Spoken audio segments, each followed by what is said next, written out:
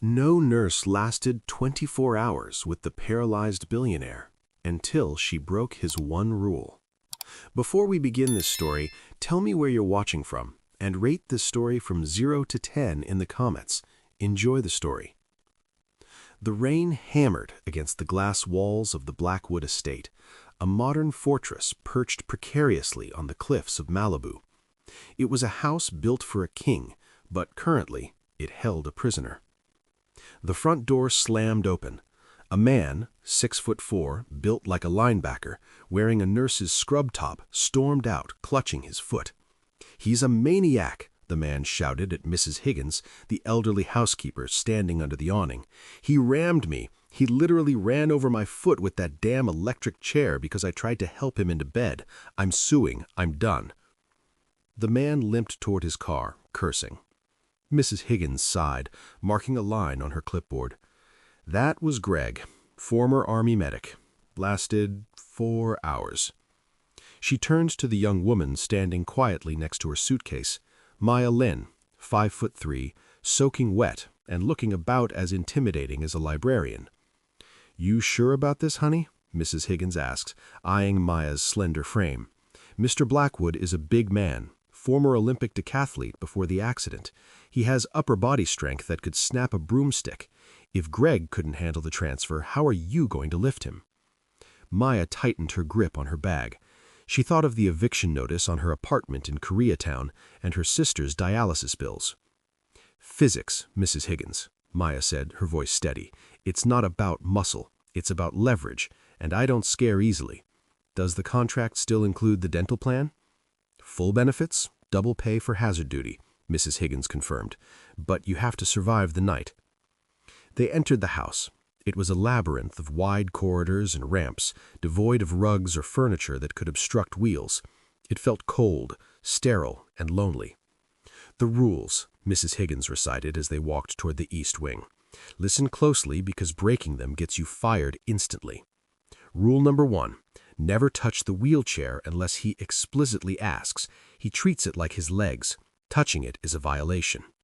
Rule number 2, do not suggest activities or fresh air. He hasn't left the master suite in 6 months.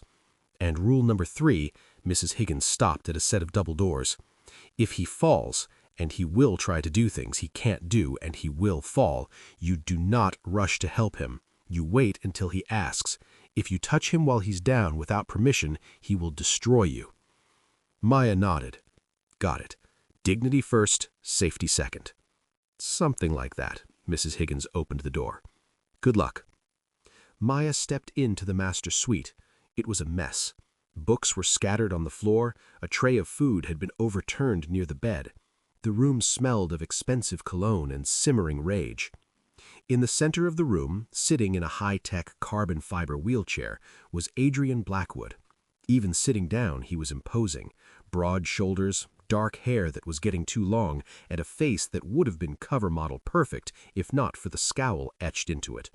He was spinning one of the wheels back and forth, agitated, staring at a bookshelf that was just out of his reach.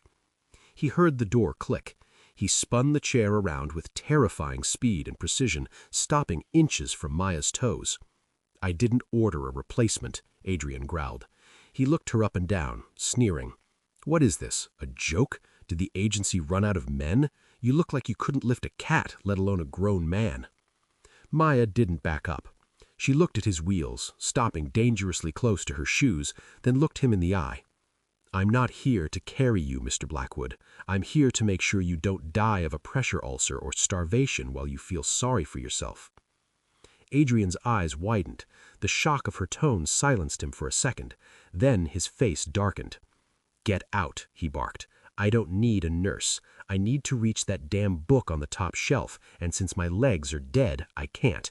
And since you are," he glanced at her height, "a garden gnome, you can't either. So you are useless to me. Leave." Maya looked at the book. It was high up. She didn't leave. She didn't argue. She walked past him, grabbed a sturdy decorative chair from the corner, dragged it to the bookshelf, climbed onto it, and plucked the book down. She walked back to him and dropped the heavy book onto his lap. Thump. "The Count of Monte Cristo," Maya read the title. "A story about a man in prison. Fitting. She stepped back, crossing her arms. I'm Maya.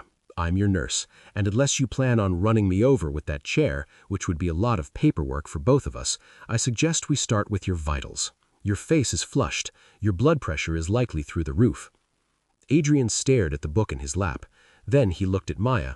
His hands gripped the rims of his wheels, his biceps flexing as if he were about to launch himself at her. You have no idea what you just walked into, he whispered, his voice low and dangerous. I walked into a room that needs cleaning and a patient who needs a shower, Maya countered, checking her watch. You have 10 minutes to yell at me, then we work. 10 minutes passed in silence. Adrian didn't yell. He didn't throw anything else. He sat in the center of the room, the heavy book still resting on his paralyzed legs, breathing like a bull waiting for the gate to open. He watched Maya move around the room. She wasn't intimidated. She was efficient. She picked up the shards of crystal with a dustpan, moving with a quiet, rhythmic grace. She straightened the rug. She set up a sterile field on the side table for his catheter change, her movements precise, clinical, and completely detached. It infuriated him. You're wasting your time. Adrian finally broke the silence, his voice rough. I'm not going to let you touch me. I handle my own transfers. I handle my own hygiene. You are here for insurance purposes only. Maya didn't look up from the saline solution she was prepping. If you can handle your own hygiene, Mr. Blackwood, why does this room smell like a locker room after a double overtime game? Adrian's jaw tightened. Get out. I'm getting into bed. Go ahead. Maya gestured to the king-sized bed, which sat about 3 feet higher than standard, likely custom-ordered to be difficult for normal staff to reach, another petty power play. I'll spot you. I don't need a spotter, Adrian snapped. He spun the wheelchair around, aligning it with the side of the bed. He moved with aggressive, reckless speed. He slammed the brakes on. Click, click. He removed the side armrest of the chair and threw it onto the floor. Maya watched, her eyes narrowing. He was rushing. He was angry. That was a recipe for a fall. Your angle is off, Maya observed calmly, standing 4 feet away, arms crossed. You're at 45 degrees. You need to be closer to 30 for that gap. And that mattress is too soft. You won't get traction. Shut up, Adrian grunted. He planted his hands, massive, calloused hands that used to throw javelins and strangle competitors in boardrooms, onto the mattress and the wheelchair rim. He took a deep breath, his triceps flaring as he prepared to lift his entire body weight. He pushed. His body lifted into the air, a pendulum of dead weight swinging between 2 points. But Maya was right. The angle was wrong. As he swung his hips toward the bed, his trailing hand slipped on the smooth carbon fiber of the wheel rim. It happened in slow motion. His center of gravity shifted. He wasn't going to land on the bed. He was going to fall into the gap between the heavy chair and the mattress, a dangerous, humiliating crumble that would leave him tangled on the floor, helpless until he begged for help. Adrian squeezed his eyes shut, bracing for the impact, bracing for the shame.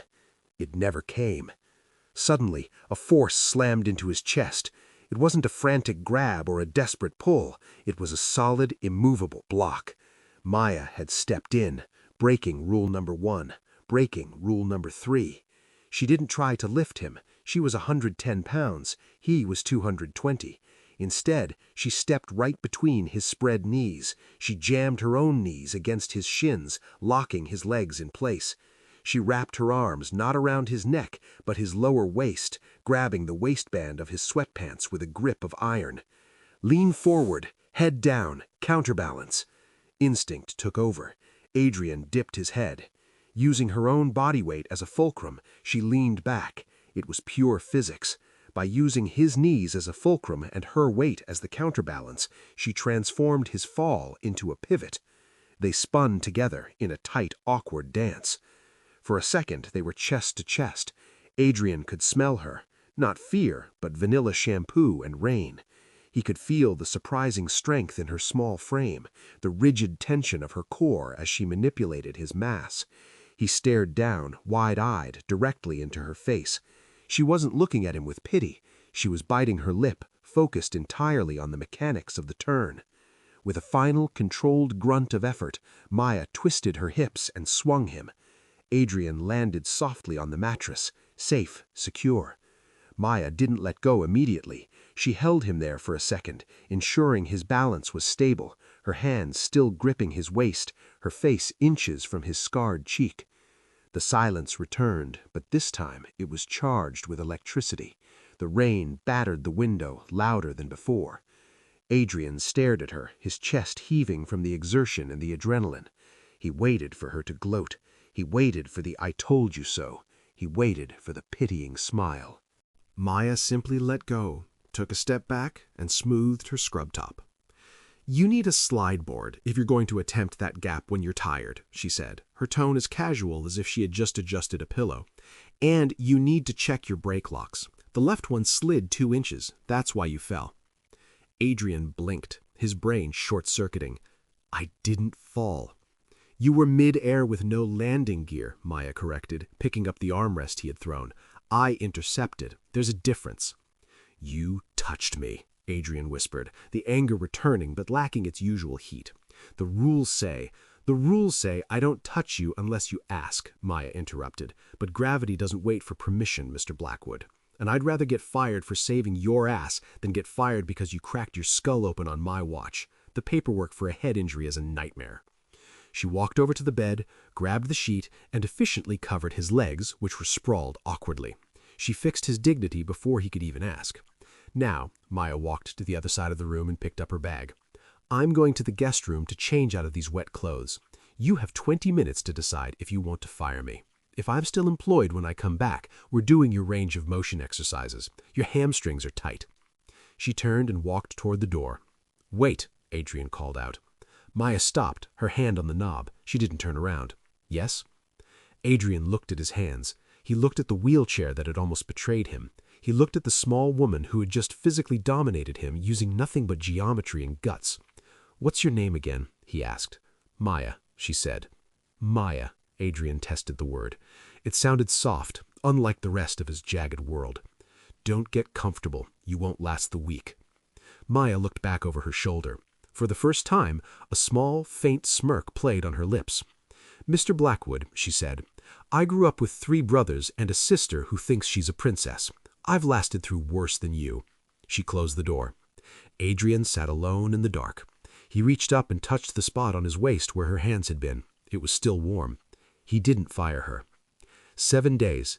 Maya Lin had lasted 168 hours inside the Blackwood estate. According to the kitchen staff pool, she had already beaten the odds by a factor of 10. The chauffeur, a man named Godfrey who rarely spoke, had lost $50 betting she'd quit by Tuesday. But it wasn't a peaceful week. It was a cold war. The master suite remained a tomb. Adrian refused to leave his bed or his chair. He refused to turn on the overhead lights, insisting on living in a perpetual twilight illuminated only by the faint blue glow of his audio reader and the hallway spillover. He spoke to Maya only in commands or insults. "Water. Leave. You walk too loud."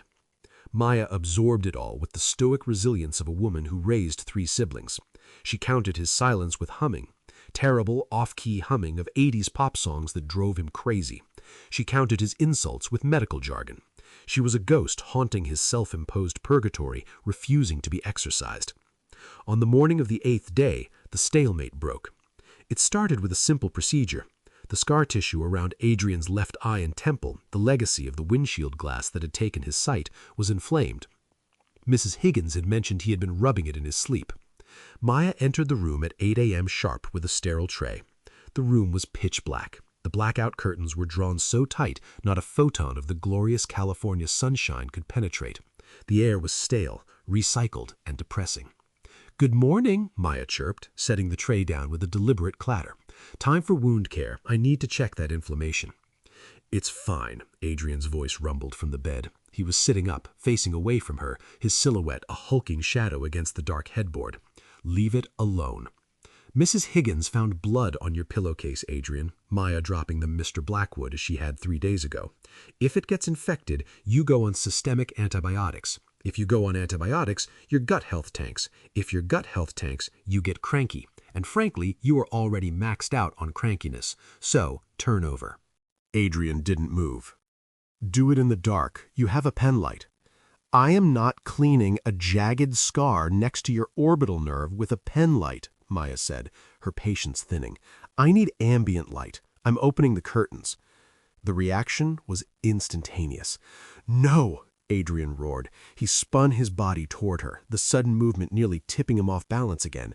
Rule number 3, no natural light. You touch those curtains and you are done. Maya paused, her hand hovering over the heavy velvet fabric. She looked at him. In the shadows, he looked less like a monster and more like a cornered animal. He wasn't protecting his eyes from the brightness, he was protecting his vanity from her gaze. He didn't want to be seen. Adrian, Maya said, her voice dropping to a serious, quiet register. I know why you keep it dark. You think you're hideous. The silence that followed was suffocating.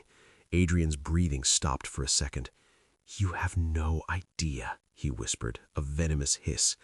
I was on the cover of GQ. I was the face of Blackwood Tech. Now, children cry when they look at me. I am a horror show, and I refuse to let you or anyone gawk at the wreckage. I work in trauma, Maya said, gripping the curtain fabric. I've seen burned victims. I've seen amputations. I've seen things that would make you pass out. You think a few scars are going to scare me? Don't, he warned, his voice trembling with a mix of rage and genuine terror. Maya didn't listen. She didn't hesitate. She ripped the curtains open. Whoosh! The effect was violent. The morning sun, reflected off the Pacific Ocean, flooded the room with a blinding, brilliant white light. It was an assault of clarity. Dust motes danced in the beams. The stale room was suddenly exposed in all its messy reality. Adrian screamed, a guttural sound of shame, and threw his hands up to cover his face, curling his upper body down toward his paralyzed legs. He tried to hide, to bury himself in the mattress, shaking uncontrollably. Close it now, he begged, his voice cracking. Maya didn't close it. She walked over to the bed. The light washed over him, illuminating the truth he had hidden for 6 months. He was scarred, yes. A jagged pink and white line ran from his temple, slicing through his eyebrow, missing his nose, and ending at his jawline. His left eye was clouded, milky white. The skin around it was angry and red. But he wasn't a monster. He was just a man with a history written on his skin. Maya sat on the edge of the bed. The mattress dipped under her weight. Adrian, Maya said softly. Get out. He sobbed into his hands. You're fired. Get out. Move your hands, Maya commanded. She didn't touch him. She waited. I said get out. And I said move your hands. I have a job to do, and the lighting is finally perfect. Slowly, agonizingly, Adrian lowered his hands. He kept his eyes closed, bracing himself for the gasp. He waited for the hesitation, the, oh, you poor thing, intake of breath that signaled disgust. Maya leaned in. She was close. He could feel her breath on his cheek. She reached out with a gloved hand and gently touched the angry red skin near his temple. Her touch was featherlight, cool, and utterly professional. It's not infected, she murmured, tilting his head slightly to the side to get a better angle. It's just irritated. You've been scratching it because the skin is dry. I have a solve for that. Adrian opened his good eye, the right one, a piercing, clear blue. He looked at her. Maya wasn't flinching. She wasn't grimacing. She was frowning in concentration, looking at his face with the same objective scrutiny a mechanic would give an engine. She didn't see a monster. She saw a patient. Adrian's voice failed him. You're looking at it? I'm looking at the inflammation, yes, Maya said, squeezing a dab of ointment onto her finger. Hold still. This will sting. She applied the salve. He hissed, but he didn't pull away. For the first time in 6 months, he was being touched by a woman in the stark light of day, and the world hadn't ended. The sky hadn't fallen. It's not bad? He asked, a childlike vulnerability piercing his armor. Maya capped the tube. She looked him dead in the eye. Adrian, you have a rugged Bond villain thing going on. Honestly, it adds character. The GQ face was boring. This tells a story. She stood up and stripped off her gloves. But you need a shave. The beard is patchy and hides the jawline. If you let me trim it, you'll look less like a werewolf and more like a billionaire." Adrian stared at her, stunned. She had just insulted him, complimented him, and challenged him in the span of 10 seconds. He looked toward the window. The light was bright. It warmed his skin. He realized with a jolt that he had missed the sun. "Leave the curtains," Adrian said hoarsely as Maya picked up her tray. Maya stopped at the door. She smiled, a real triumphant smile. "I wasn't planning on closing them," she said. "Rule number 3 is stupid. I'm revoking it." She walked out, leaving the door open. Adrian sat in the sunlight, listening to the sound of the ocean crashing against the cliffs below. He touched his cheek where the cool salve rested. He didn't cover his face. The monster in the dark had just been dragged into the light, and for the first time since the accident, he didn't want to run back to the shadows. The sun stayed in the room. The curtains remained open. But a new shadow was creeping over the Blackwood estate, and this one couldn't be banished with a simple pull of a cord. 2 weeks had passed since the curtain incident. The dynamic in the house had shifted. Adrian was still grumpy, still demanding, and still prone to brooding silences, but the venom was gone. He allowed Maya to shave him. He allowed her to wheel him onto the terrace for 30 minutes a day. He even stopped throwing crystal glasses, mostly because Maya had replaced them all with high-grade plastic tumblers until he learned to behave. But while Adrian was waking up, Maya was digging in. Part of her contract involved managing the household medical supplies and coordination with the kitchen for Adrian's dietary needs. Maya, who balanced her own checkbook down to the penny every month to keep the lights on, had an eye for numbers that bordered on obsessive. It was late Tuesday night. Maya was sitting at the kitchen island, surrounded by invoices, a lukewarm cup of coffee in her hand. The house was asleep. "This doesn't add up," she whispered, tapping her pen against a receipt from Apex Medical Supply. Mrs. Higgins shuffled into the kitchen in her robe to get a glass of water. "Still awake, dear? You work too hard. Mr. Blackwood is asleep. Go to bed." "Mrs. Higgins," Maya didn't look up, "who authorizes the household purchases besides Mr. Blackwood?" "Well, Mr. Thorne handles the accounts. He's the estate manager. Been with the family for years. Why?"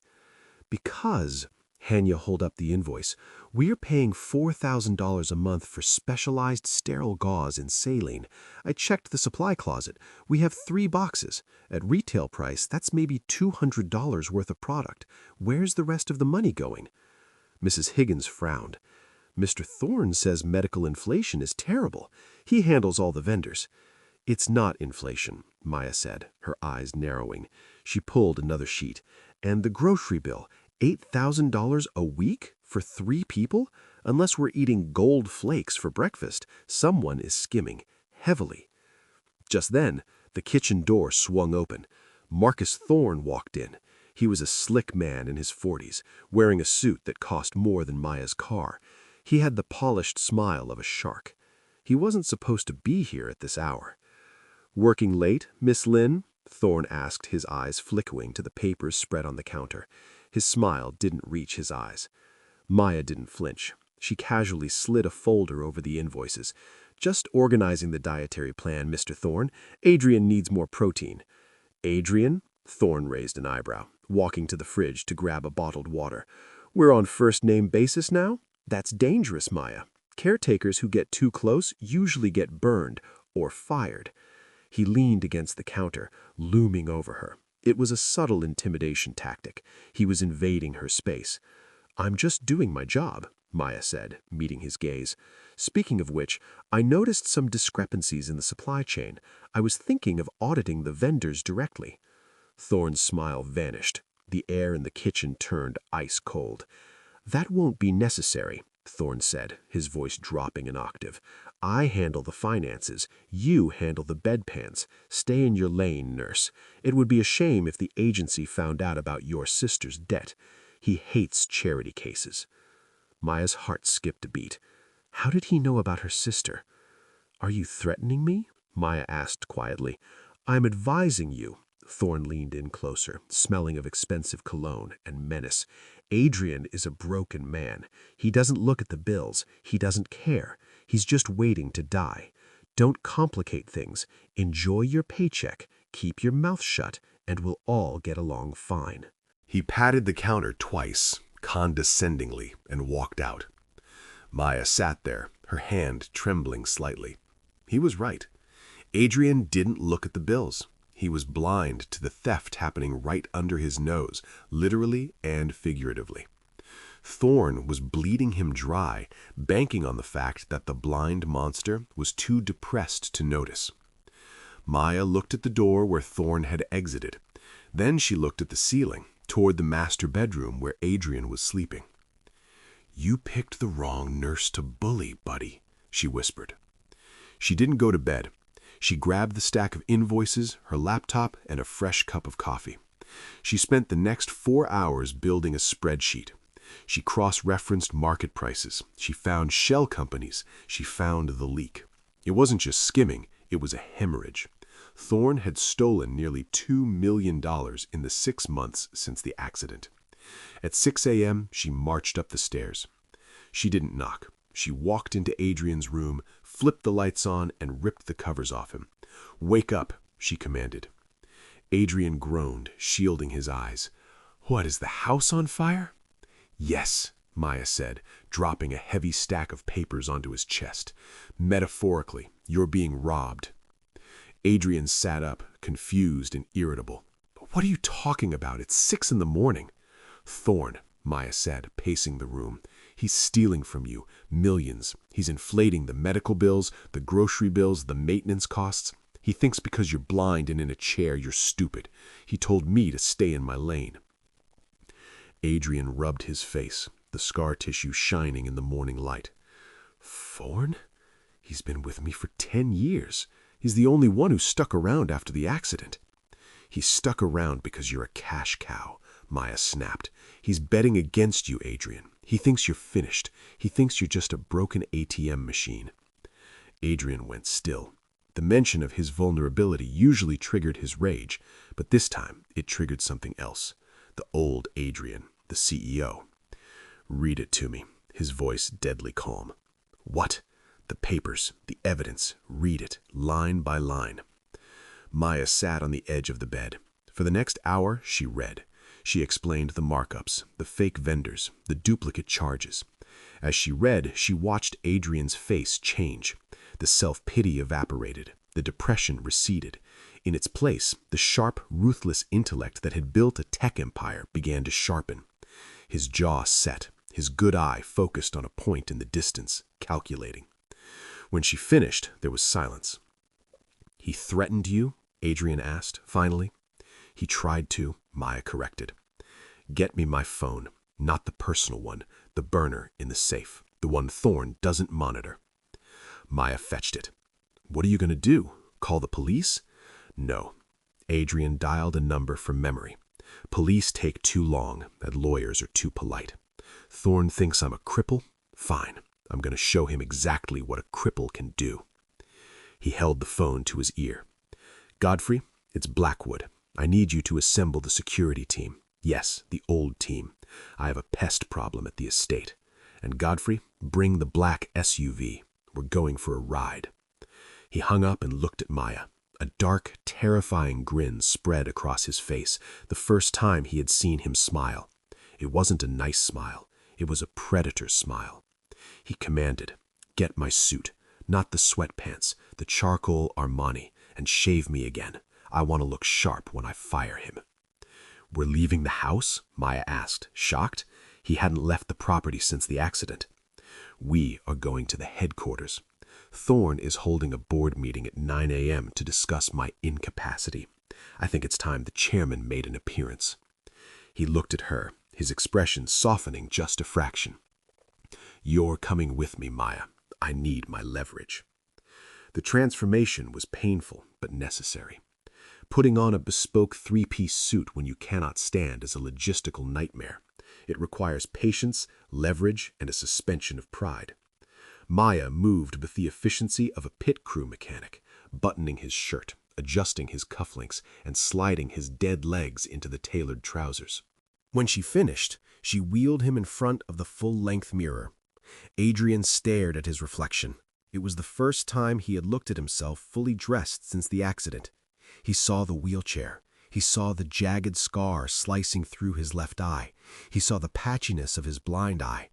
But thanks to the shave and the suit, he also saw something else, the wolf of Silicon Beach. "You look dangerous," Maya said, smoothing the shoulders of his jacket, "like a villain who wins in the end." "I feel like a fraud in a costume," Adrian muttered, adjusting his tie with trembling hands. "Everyone is going to stare at the chair. They won't listen to a word I say." Maya knelt beside the chair, forcing him to look at her. "Then make them listen. You didn't build this company with your legs, Adrian. You built it with your brain, and unless the accident lobotomized you, that's still working fine. Now, let's go hunt." The ride to Blackwood Tech headquarters was silent. Godfrey drove the armored SUV with aggressive speed. Adrian sat in the back, gripping a leather portfolio, the evidence Maya had compiled. Maya sat next to him, holding a travel mug of coffee and a stress ball, just in case. When they pulled up to the glass and steel skyscraper in downtown LA, the reaction was immediate. Valets froze. People in the lobby stopped mid-stride. The rumor mill had claimed Adrian Blackwood was a vegetable, a recluse, or dead. Seeing him roll out of an SUV, scarred but impeccably dressed, was like seeing a ghost. "Head up," whispered Maya, walking beside his chair as they approached the elevators.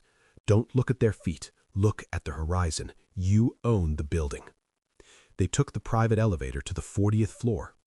Inside Boardroom A, Marcus Thorne was in his element.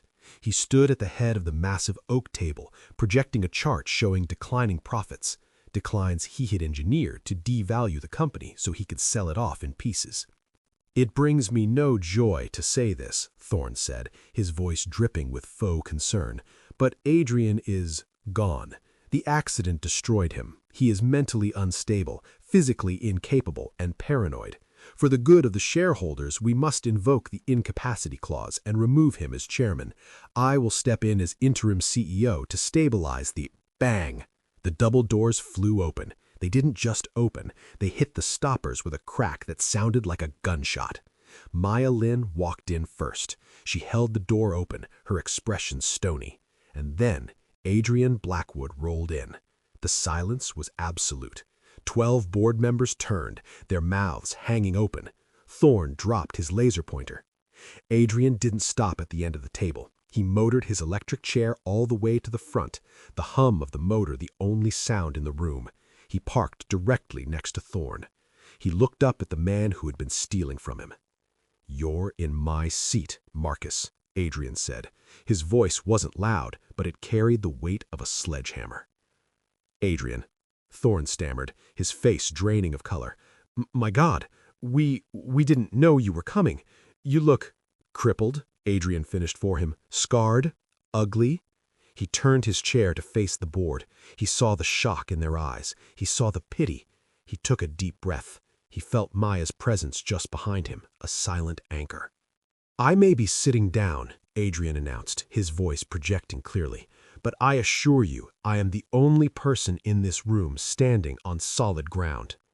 "Adrian, please," Thorne tried to regain control, putting a patronizing hand on Adrian's shoulder. "This is a stressful environment. You should be resting. Your nurse," he glared at Maya, "should take you home. You are clearly confused." Adrian looked at Thorne's hand on his shoulder. "Rule number 1. Don't touch the chair, and don't touch me." He slapped Thorne's hand away with a backhand motion that cracked through the room. "Maya," Adrian said, "the files." Maya stepped forward. She didn't hand them to the board members. She slid the heavy stack of documents directly down the center of the long table. It slid perfectly, stopping in the middle. "What is this?" a board member asked. "That," Adrian said, "is a forensic audit of the last 6 months. While I was recovering, Mr. Thorne was busy. He created 3 shell companies, Apex Medical, Horizon Logistics, and Blue Water Consulting. He has been funneling company funds, my funds, into these accounts. Falsified invoices, phantom employees, inflated vendor contracts." Thorne laughed, a nervous, high-pitched sound. "This is insane! He's paranoid! Look at him! He's let a nurse brainwash him! These are hallucinations of a damaged mind!" "Page 14, Maya spoke up. Her voice was calm, cutting through Thorne's hysteria. "You billed the estate $40,000 for elevator maintenance on a house that has ramps. You billed $12,000 for vision therapy equipment that doesn't exist. And you used the corporate card to pay for a vacation in Cabo on the dates you claimed to be visiting Adrian." The board members flipped to page 14. The receipts were there. The timestamps matched.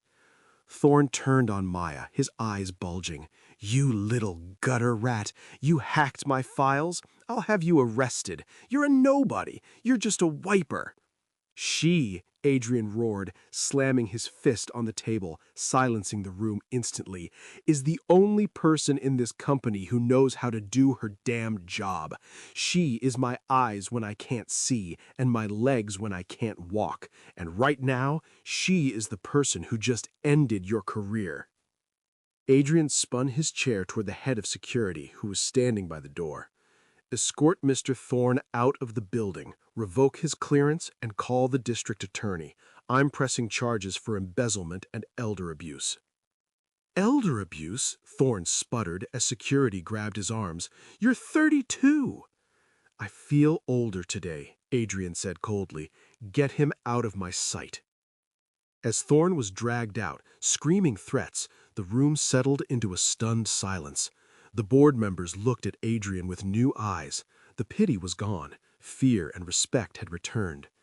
"Now," Adrian adjusted his cuffs, "let's talk about the Q3 projections. I have some ideas about the new interface designs. Since I'm now a user of assistive technology, I found some flaws in our software."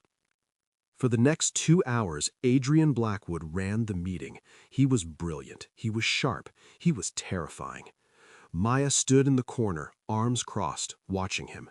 She wasn't just a nurse anymore. She was the architect of a resurrection. When the meeting ended, the board members lined up to shake his hand, careful not to look at his scars too long, careful to treat him with deference. When the room finally cleared, Adrian slumped in his chair. The adrenaline crash hit him hard. His hands shook. Maya walked over and handed him a water bottle. "You okay?" she asked. "I'm exhausted," Adrian admitted, taking a long drink.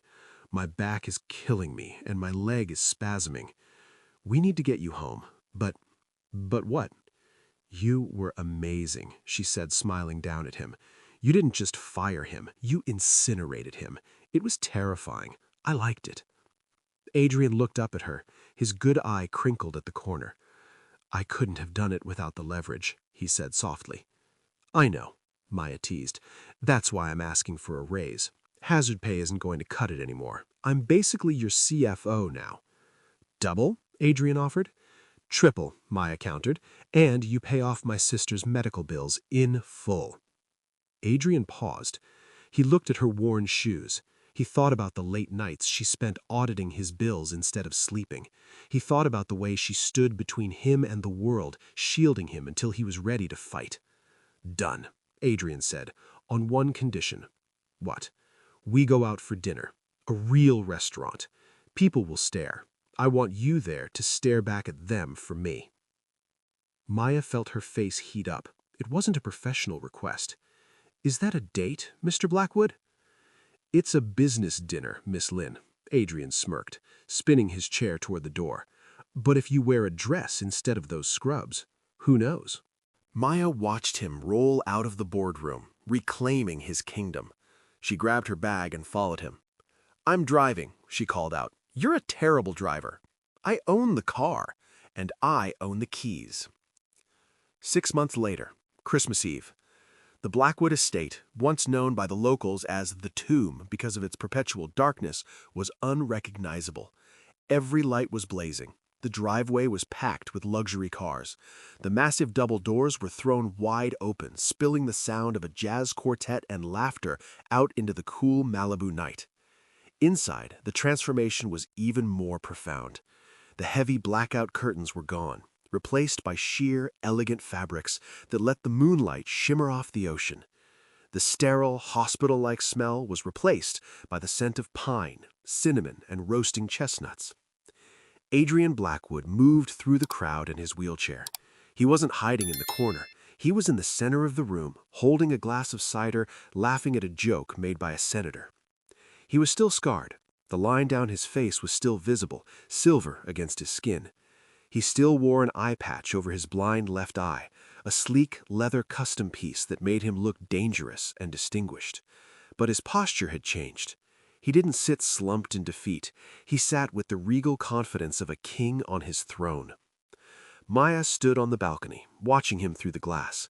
She wasn't wearing scrubs. She was wearing a floor-length dress of deep emerald green velvet, a gift she had tried to refuse 3 times before Adrian threatened to burn her scrubs if she didn't wear it. "He looks happy," a voice said beside her. Maya turned. It was her younger sister, Chloe. Chloe looked healthy, her color returned, holding a plate of hors d'oeuvres. The transplant was a complete success. The best surgeons in the country, paid for by the Blackwood Foundation, had given her a new kidney and a new life. "He is happy," Maya smiled, feeling tears prick her eyes. "He just needed to remember that life didn't end when his legs stopped working." "You did that, you know," Chloe nudged her. "You saved him." "I just opened the curtains," Maya shrugged, deflecting the credit. "He did the rest." The glass door slid open. The noise of the party surged, then faded as the door clicked shut. Adrian rolled onto the balcony. The ocean wind ruffled his hair. He navigated the turn perfectly, no wasted movement, total control. "Hiding, Miss Lynn?" Adrian asked, rolling up beside her. "Just taking a break," Maya said, leaning against the railing. "Your guests are intense. I think 3 different women just tried to give me their business cards because they think I'm your secret weapon." "You are my secret weapon," Adrian said seriously. He locked the brakes on his chair and turned to face her. "But you're not a secret anymore," Adrian said seriously. He locked the brakes on his chair and turned to face her. "The board approved the new charter yesterday. You are officially the director of the Blackwood Foundation. You decide who we help next. You can stop calling me Mr. Blackwood." "Old habits," Maya teased. "How are you feeling? Pain levels?" "0. Or maybe I'm just distracted." He reached into his jacket pocket and pulled out a small, flat velvet box. "Adrian, you already paid off Chloe's medical bills. You gave me a bonus. I can't take anything else." "Rule number 4, Adrian said softly. "Never interrupt the boss when he's making a speech." Maya closed her mouth, smiling. Adrian looked down at the box, then up at her. His good eye was bright, reflecting the Christmas lights strung along the railing. 6 months ago, I was sitting in the dark, waiting to die. I thought I was broken. I thought that because I couldn't see perfectly and couldn't walk, I had no value. I was a monster in a cave. He opened the box. Inside lay a delicate silver necklace with a pendant shaped like a sunrise. Then a broke, stubborn, annoying nurse walked in and broke every single one of my rules. You forced me to look at the light. You forced me to look at myself. Adrian took the necklace out. Maya turned around, sweeping her hair up. His hands, which were shaky and weak, were steady as he fastened the clasp around her neck. His fingers lingered on her skin for a second longer than necessary. "You told me once that I was blind to the things that mattered. You were right. I used to see numbers, profit margins, and stock prices. Now I see loyalty. I see courage. And when I look at you, Maya, I see the only thing I can't live without." Maya turned back around, her hand touching the cold silver at her throat. "Adrian?" "I love you, Maya," he said, the words simple and devastatingly honest. "I know I'm not the easiest man. I come with wheels, scars, and a lot of baggage. But if you're willing to sign a new contract, a permanent one, I promise I'll spend the rest of my life trying to be worthy of you." Maya didn't hesitate. She didn't think about the rules. She didn't think about the paychecks. She stepped forward, entering his space. She knelt down, not to serve him, but to be eye level with him. She placed her hands on his face, tracing the scar that ran down his cheek, the map of his survival. "I broke the rules the first day I walked in here, Adrian," she whispered. "I fell in love with the monster, but turns out he was a prince all along." She leaned in and kissed him. It wasn't a tentative kiss. It was a claiming. It was the fusion of two broken people who had fixed each other. On the balcony, under the winter stars and the sound of the crashing waves, the billionaire and the nurse finally closed the distance between them. Inside the party, Mrs. Higgins watched them through the window.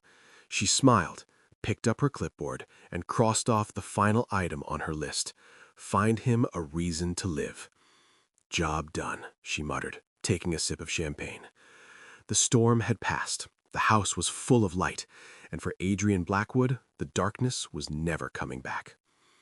If you believe in the power of second chances and breaking the rules for love, like and subscribe.